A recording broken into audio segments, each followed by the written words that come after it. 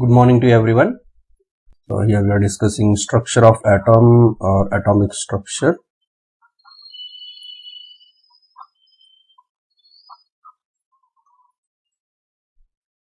Last class we covered the properties of charge, and today's class will see some atomic models. After discovery of the fundamental particles like electron, proton, neutron, apart from that some other particles, and the scientists proposed some atomic models. That is these atomic models gives the stability of atoms. They can explain the stability of atom, the distribution of these fundamental particles in an atom, where they present, how they present, everything. So in that the first model is Thomson model, and after that we have Bohr's model one by one. So we'll go with first here Thomson model. So we have atomic models. Yes. That atomic model, the first one is the Thomson model.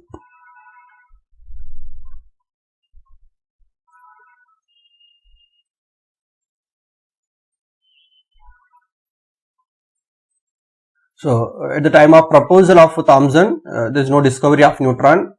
We have only electron and proton. So Thomson proposed his model like this. The proton, the positive charge is uniformly distributed, and the atom is spherical in nature. We assume that atom is spherical in nature, and the positive charge is distributed and throughout this sphere uniformly, and electrons are embedded, means present somewhere in between that uniformly distributed positive charge to maintain the electrical neutrality. So like this, electrons are embedded. Positive charge is uniformly distributed throughout the sphere, and electrons are embedded within that sphere. So this is the model of Thomson. So this model we compare that it is look like the watermelon model. And if you see the watermelon, how it look like, green part will, you can take the watermelon and you cut it.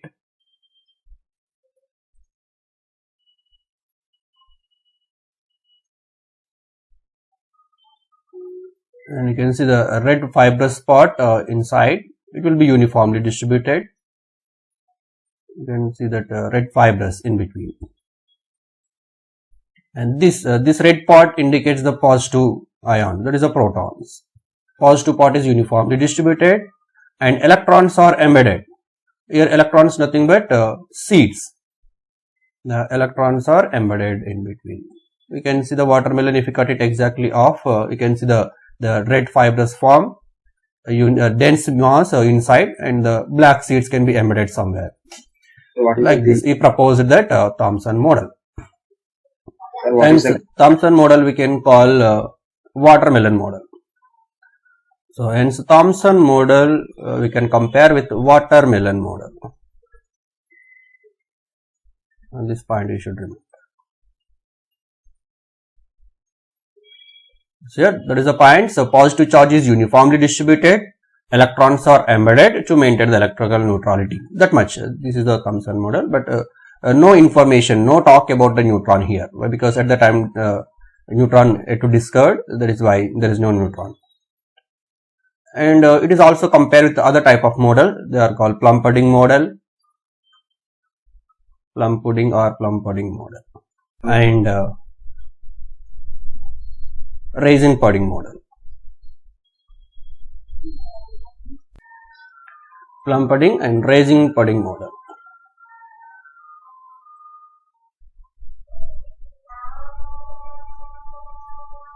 This you should remember. The next atomic model, Rutherford model. This is also called Rutherford nuclear model of atom.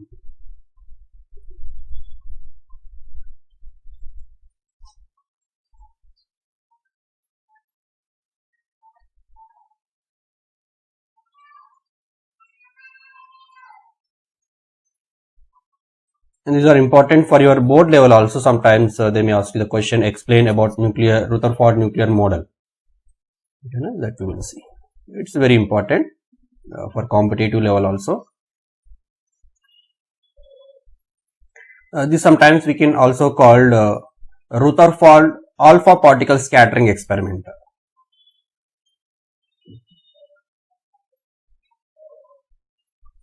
Rutherford alpha particle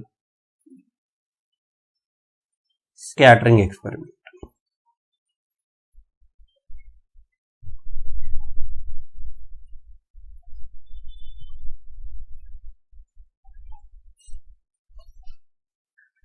So here the experimental setup of Rutherford, before to propose the atomic model, he done one experiment, and from that he concluded some statements, and based on that he proposed the model. First we will see what type of experiment he did to propose that atomic model. Experimental setup.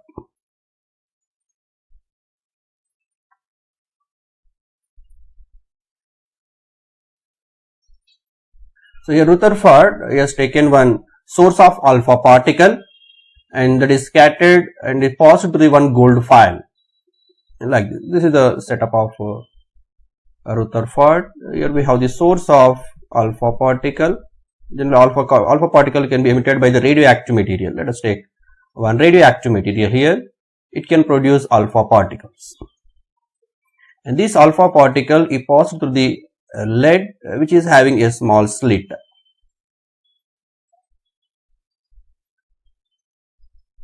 And this alpha particle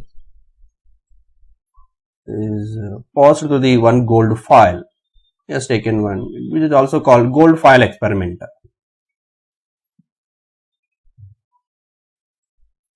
He has taken one gold foil.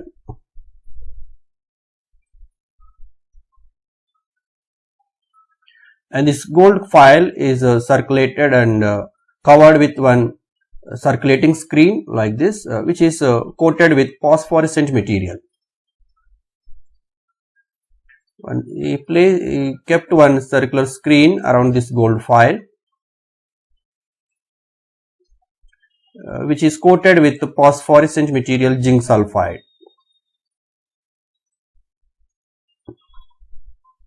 This is one circular screen around this gold foil.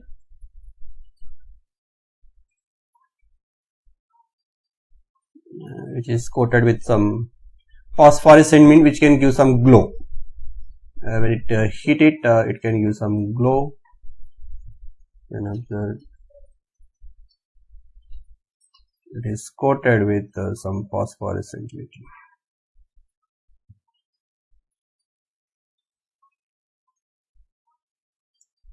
There is a zinc sulfide coating.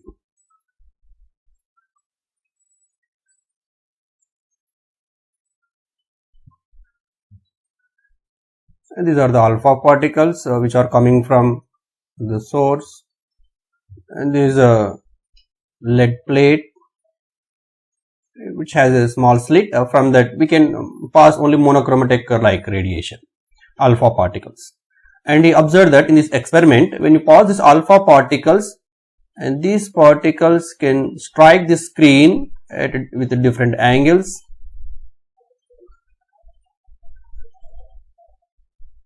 And when it strikes on the screen, it will due to the presence of phosphorescent, this anyhow kind of a charged particle. Charged particle when hit on the phosphorescent coating, you can see some glow or scintillation will come.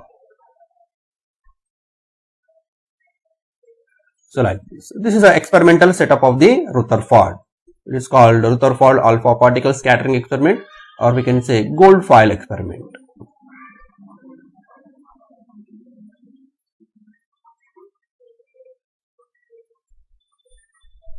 So he passed some of the alpha particle through a thin sheet of gold foil, and this is the source of alpha particle. Generally source will take radioactive material.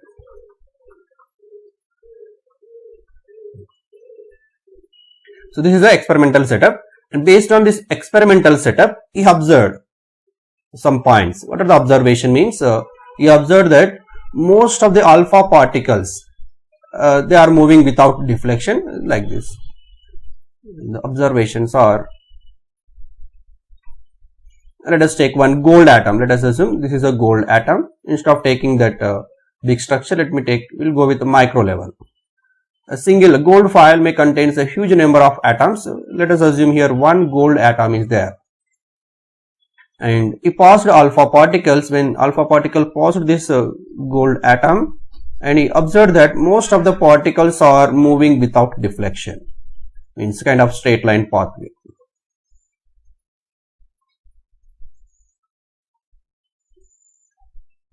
And he observed very few of the particles can undergo deflection with a smaller angle. This is the center part. And he observed that very few of the particles, they are undergoing some deflection with a smaller angle like this.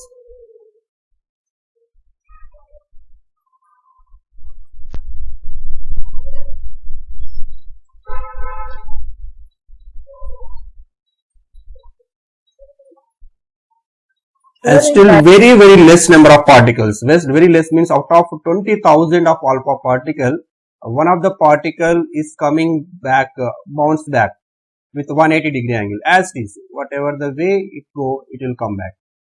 It will bounce back as it is. For example, this is alpha particle, and he observed that it is coming back as it is with a deflection of 180-degree angle. This is out of 20,000 particles, one of the particle is doing like that. So these are the overall observations he did based on his experiment. See, so overall experimental setup and overall the observations here.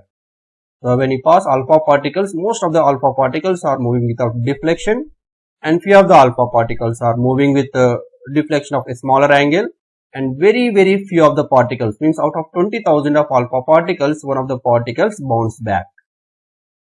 So these are the observations he found, and based on these observations, he conclude that what is that, and why the alpha particle? We know that alpha particle will carry the positive charge. So the alpha particle is coming bounce back means at the center of the atom, the positive charge should be concentrated. And if you see the remaining spherical part, all alpha particles are moving without deflection. If they should, according to Thomson proposed that the positive charge is distributed uniformly. If according to Thomson model, if the positive charge is present everywhere in the sphere, all alpha particles should be undergo deflection. But he didn't observe like that. He observed that most of the particles, they are moving without deflection. Very few, means if the alpha particle approaches this nucleus, the center part, then only observe that particles which moving very close to the nucleus or very close to the center point, they are undergoing some deflection. And the alpha particle which exactly moving through that center, that only bounce back.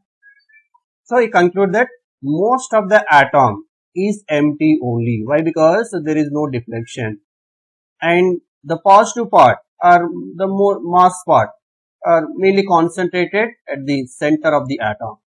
And here the radius of overall atom sphere, if you assume it is based on his calculations, so he found that the radius of the atom is approximately 10 power minus 10 meters, and whereas the radius of the he called this positive part, and mass which is concentrated at the center point is called as the nucleus, and the radius of the nucleus is 10 power minus 15 meters. So these are the conclusions he drawn from this experiment, and based on the observations and conclusions, he proposed one atomic model. So what is that? We will write one by one here. First we will go with observations. What observation is done here? Just you note it down, this diagram first, and then you can make these points first. Observations.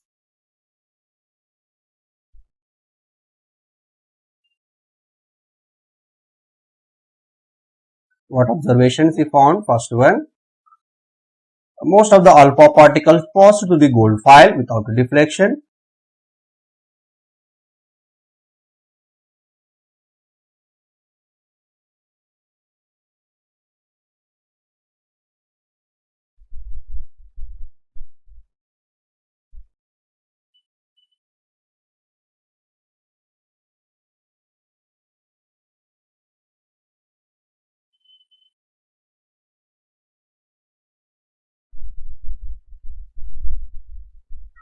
without any deflection.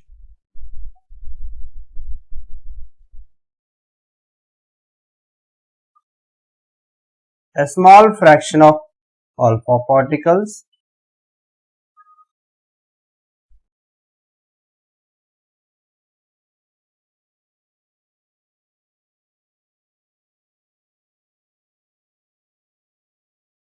were deflected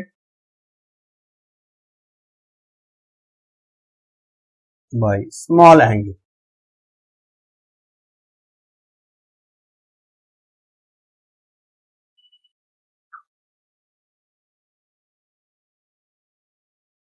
Third one, a very few alpha particles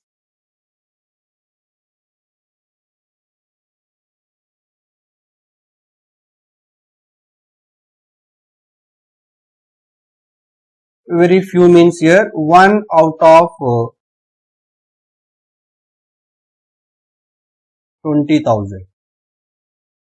Very few in the sense one of the particle out of 20,000 particles bounce back exactly with a 180-degree angle. So these are the three observations we found from this experiment. Next, based on this, we came to one conclusion. Conclusions. What are the conclusions of Rutherford? We can check here. Again, the first conclusion, we know that alpha particles are moving without deflection. So, most of the part of the atom is empty space only. But according to Thomson model, we know that positive part is uniformly distributed. But it's not like here. Most of the space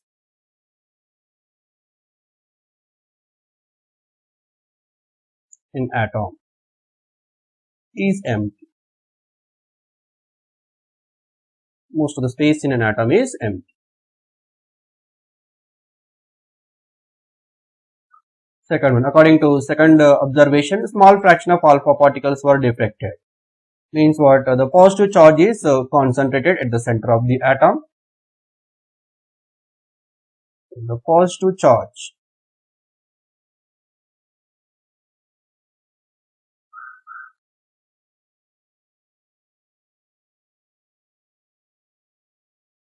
has to be concentrated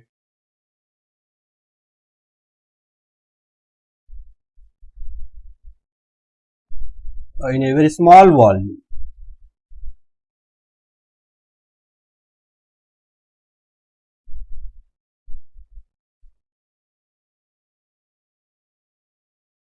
That repelled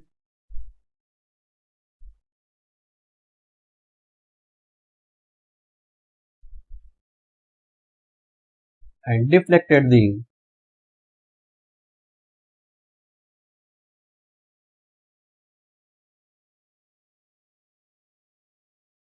positively charged alpha particle.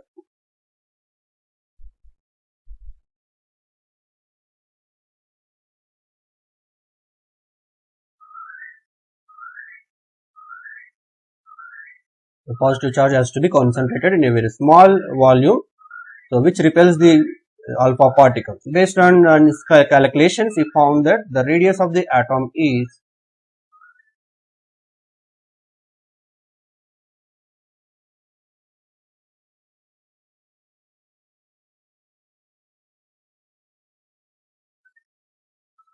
very small and in the order of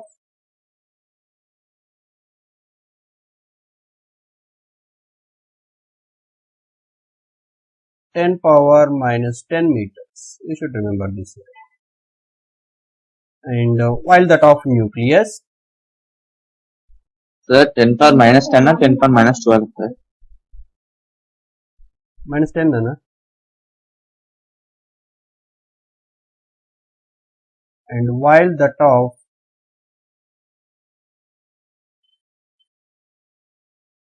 nucleus is 10 power minus 15 meters. Rutherford model.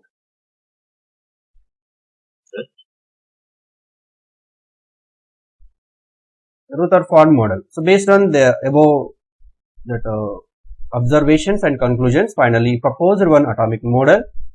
The points of Rutherford atomic models are, just we noted down these things. The positive charge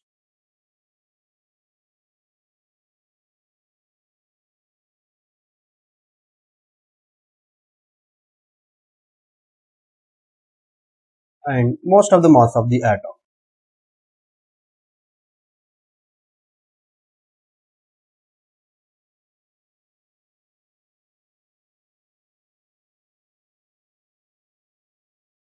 The positive charge and most of the mass of the atom was densely concentrated.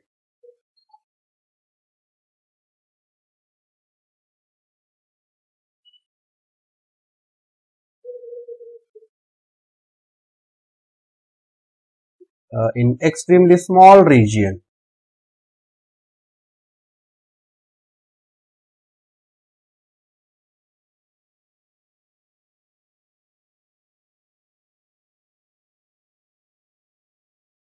That is called nucleus.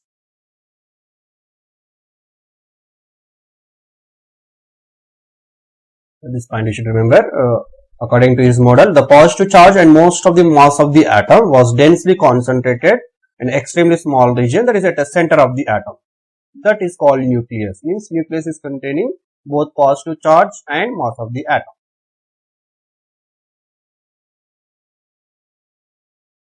Second point. The nucleus is surrounded by electrons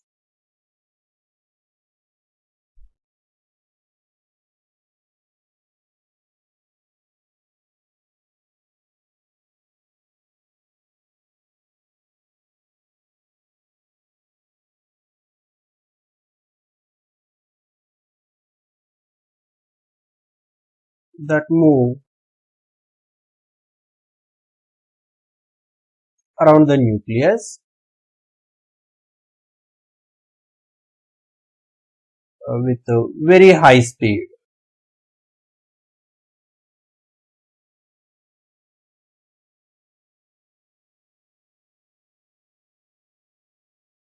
In circular paths.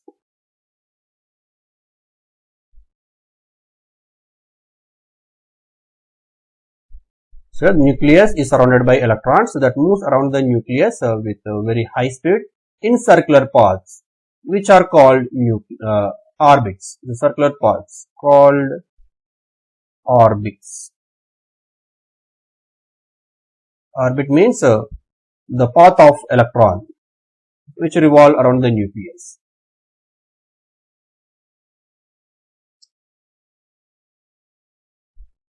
Electrons and nucleus, they can held together by electrostatic force of attraction. That is why they can be stable.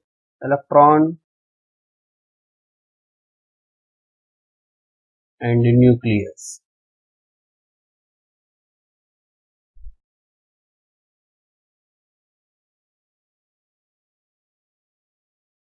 Held together by electrostatic force.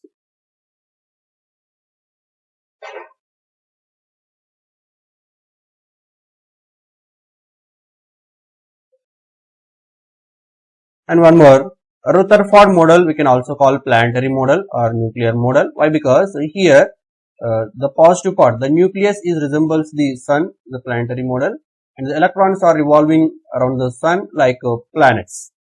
And so Rutherford model is called planetary model or solar model.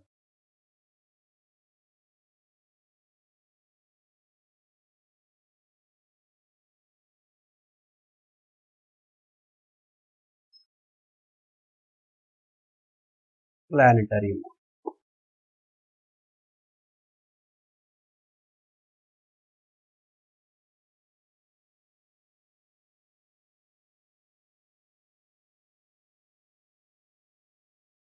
Or we can say nuclear model of atom.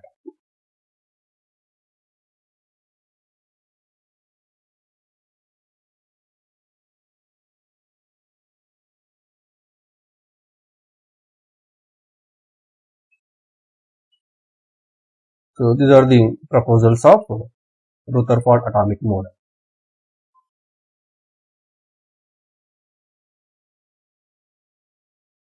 What are there? First one, positive charge is positive charge, and most of the atom is densely concentrated at an extremely small region that is called nucleus, and around this nucleus electrons will revolve in a circular paths which are called orbits, and electrons and nucleus can be held together by electrostatic force, means electrical neutrality can be maintained. And Rutherford model is resembles to the solar model, and it is called planetary model or nuclear model of atom.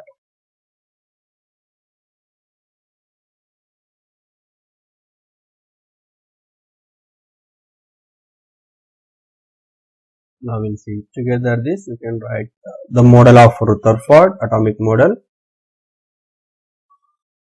This is the atom, a small part of the atom, and here positive charge and the mass can be concentrated at the small region of the atom. Let us assume this one is the nucleus, the small region, and electrons revolve around this nucleus in a circular paths, and the circular path is called orbit. And the remaining this part, this entire space, this is completely empty. This is the empty space. But according to Thomson, this space also occupied by the positive charge. But here this is empty space. And the radius of this atom here to here, if you calculate, based on his calculation, he found that it is approximately 10 power minus 10 meters. And the radius of the nucleus means here within this small distance. And this one, he found that the radius of nucleus is 10 power minus 15 meters. And both the electron and positive, anyhow, opposite charges, they can undergo the some force of attraction. They can held together by that electrostatic force due to the positive and negative. Unlike charges can attract. So this was the Rutherford atomic model. Now we will see the results of Rutherford model. This is for numerical part.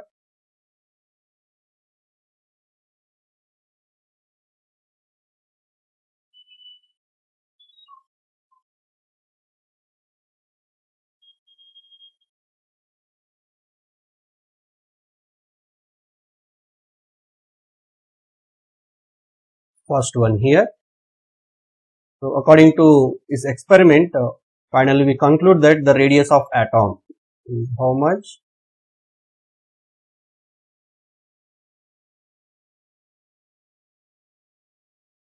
Is 10 power minus 10 meters, and the radius of nucleus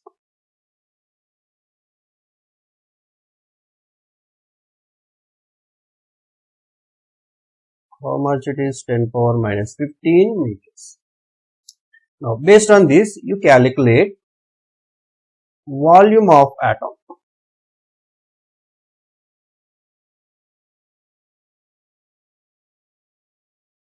Results of application. What is the volume of atom? What is the volume formula? 4 by 3 pi r cube. Is r means the radius of atom, that is 10 power minus 10 meters. This value, if you substitute here, we will get 4 by 3 pi 10 power minus 10 whole cube. So overall, how much will you get? 4 by 3 pi into 10 power minus 30 meter cube. And this is the volume of atom. Similarly, volume of nucleus you find out here.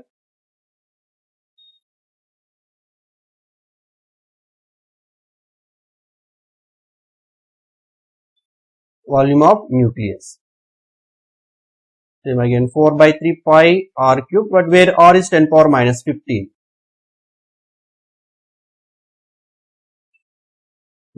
That will give 4 by 3 into 5 into 10 power minus 45 meter. Based on this, now you check volume of atom.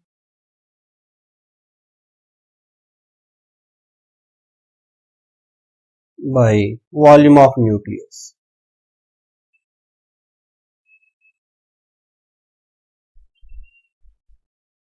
So how much we'll get? This is 4 by 3 10 power minus 30 by 4 by 3 pi 10 power minus 40. We'll get 10 power 15. So from this we can write volume of atom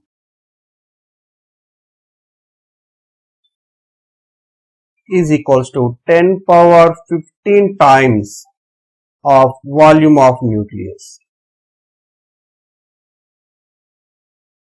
So from this we can assume that what is the volume of atom and what is the volume of the nucleus, then how much space the nucleus is occupied in a given atom, right? So volume of atom is 10 power 15 times, means a very small space can be occupied by the nucleus, very small fraction of the space can be occupied by the nucleus in a given atom. Most of the space is empty and very small occupied by nucleus according to the Rutherford. This is what result we have one application, volume of atom and volume of nucleus. Previous there is a radius and these are the volumes. Just note it down this point here. We have the radius of nucleus is 10 power minus 15 according to the calculations of Rutherford. But in generally we can calculate a radius of any atom nucleus by using this formula. In general case, radius of nucleus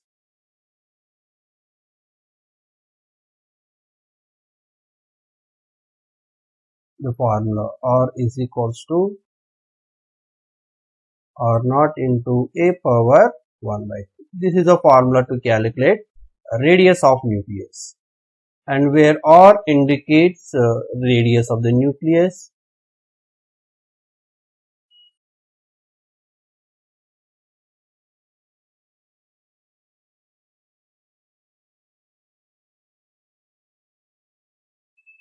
and here A is the mass of atom,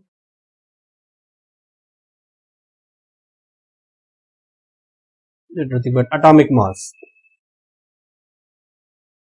and R naught, this is a constant value, and which is equals to 4 by 3 into 10 power minus 13 in terms of centimeters. These are the values.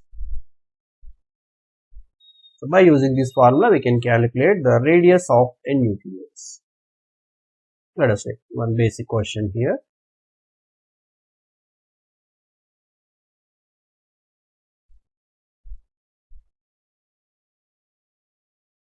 Calculate the radius of aluminum, and whose atomic mass is 27.